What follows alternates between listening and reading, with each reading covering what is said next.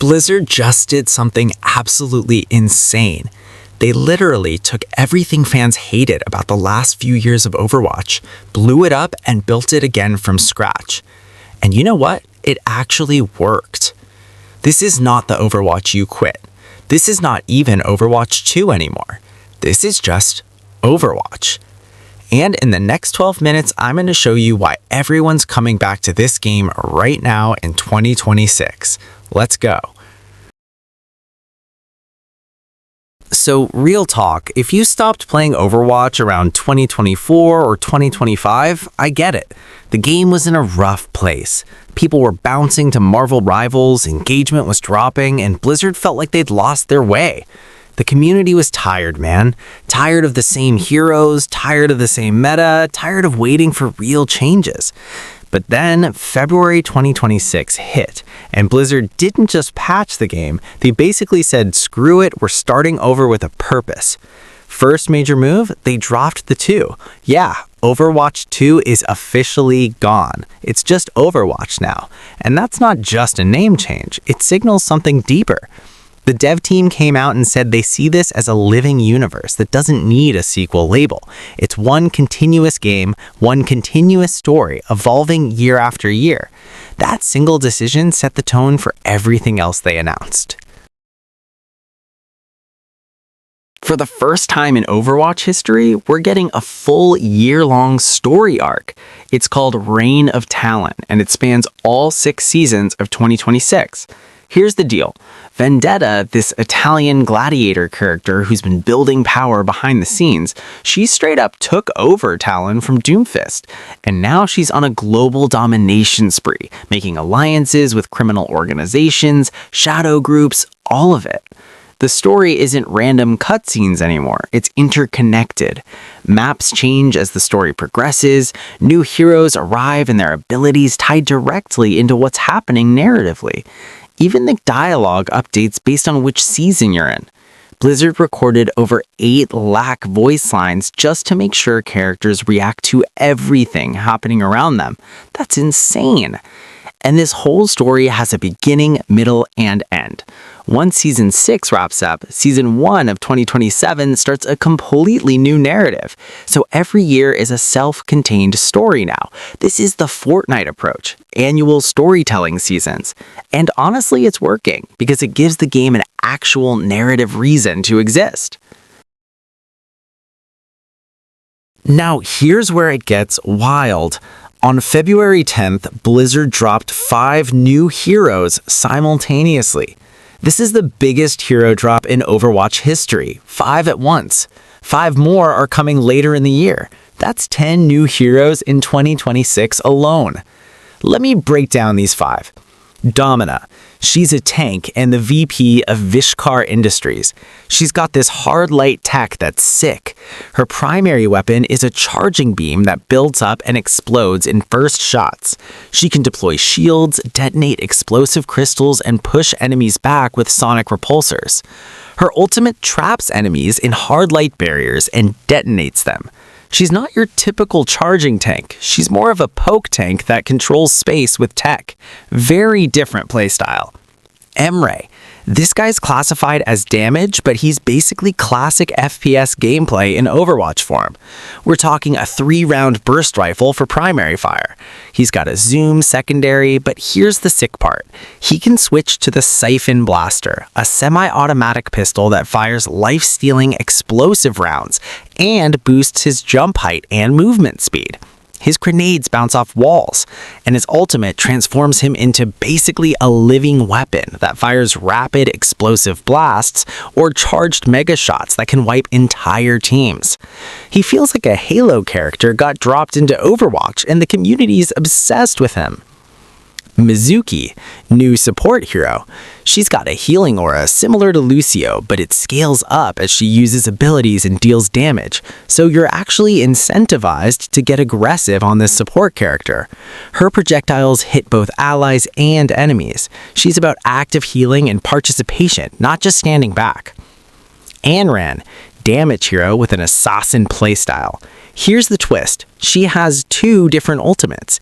If she's alive, one ultimate. If she's been killed and respawned, a completely different ultimate.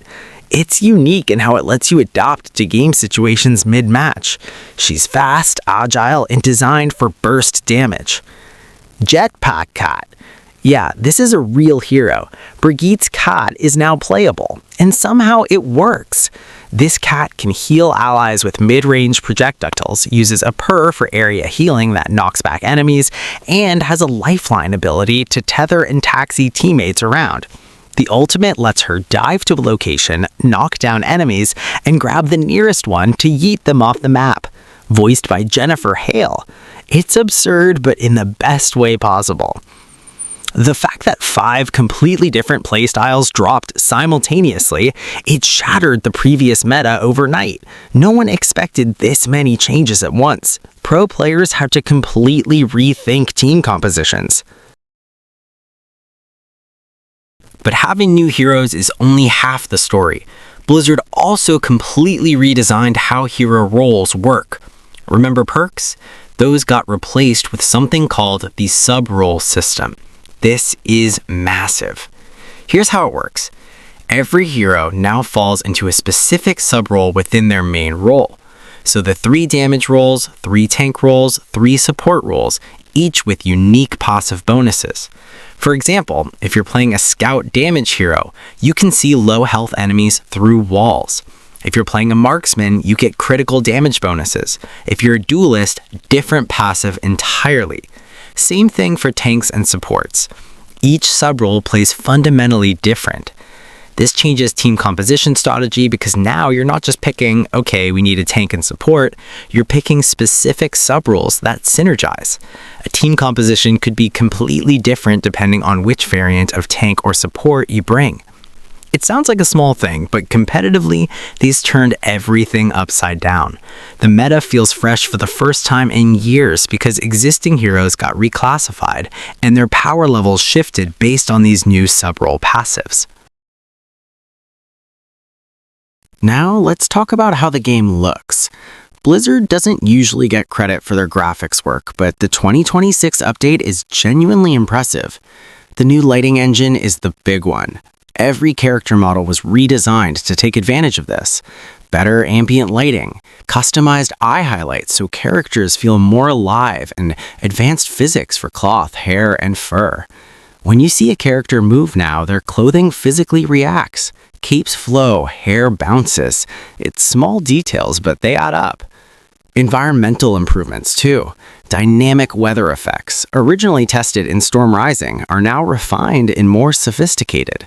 Maps have more particle effects, better fog systems, and sequenced events that make the world feel alive.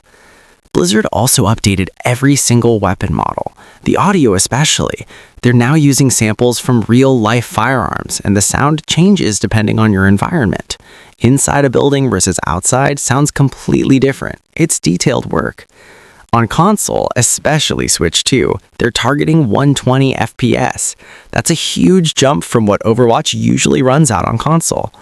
So visually, the game looks like it got a legitimate refresh, not just texture updates. Characters feel more expressive, environments feel more dynamic.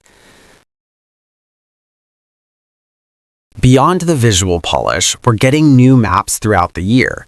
Season 1 launched with 2 new maps, one in Atlantic Arcology and another in Tokyo. Tokyo especially is exciting because while Japan has always been part of Overwatch lore, this Tokyo map offers completely fresh visuals and environmental storytelling that hasn't been explored before.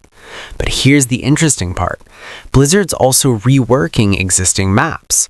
Watchpoint Gibraltar got completely reworked because of story reasons. Talon attacked the base so it doesn't look the same anymore.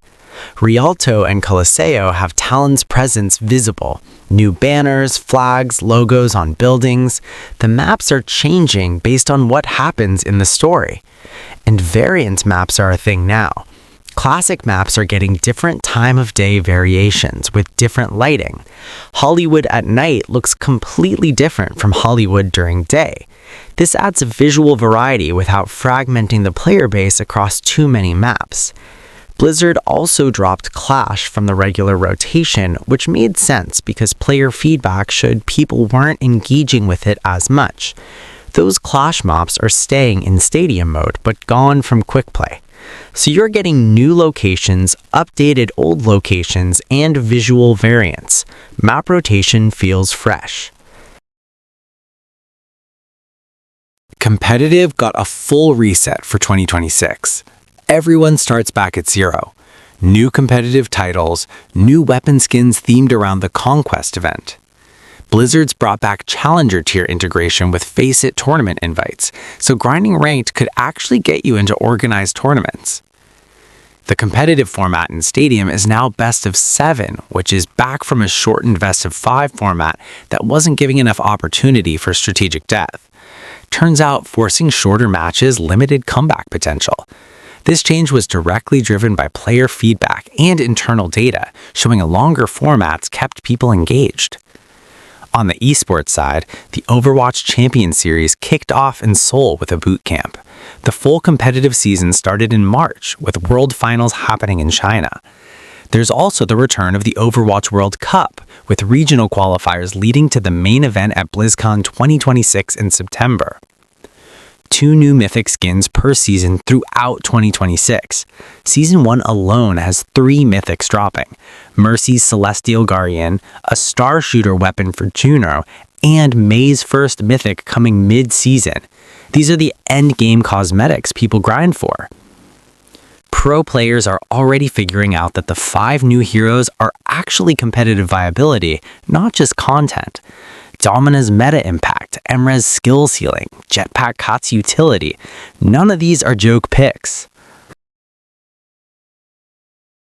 Is Overwatch 2026 the perfect game?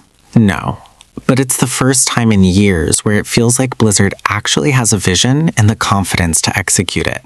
If you quit because the game felt stale, it's worth checking out again. Drop a like if you're hyped about the new direction, and sub for more gaming content. Thanks for watching.